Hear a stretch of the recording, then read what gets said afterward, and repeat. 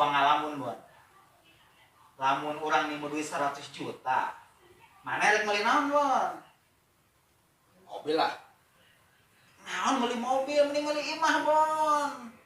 Beli mobil bisa jalan-jalan orang teh. Bisa pakai usaha. Bon.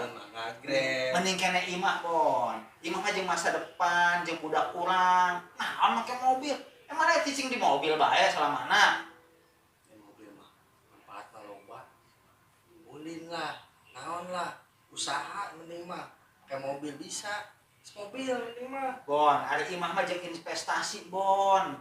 Hargana makin tahun makin tinggi bon. Mobilnya makin turun. Yang naon? Geus jual bae. Naon meuli mobil? Mana teh? Atuh sama ini mobil. Terus mobil, mending mobil. Mobil. Imah bon, saya imah. Mobil.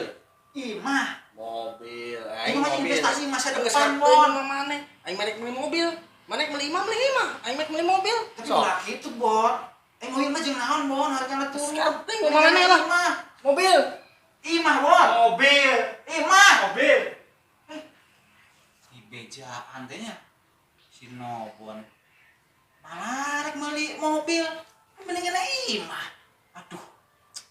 Mobil. Ah, bener di bejaan deh ya.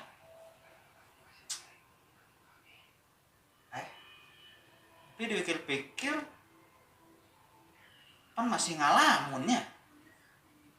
Duitnya can aya. Kudu pake parasia segala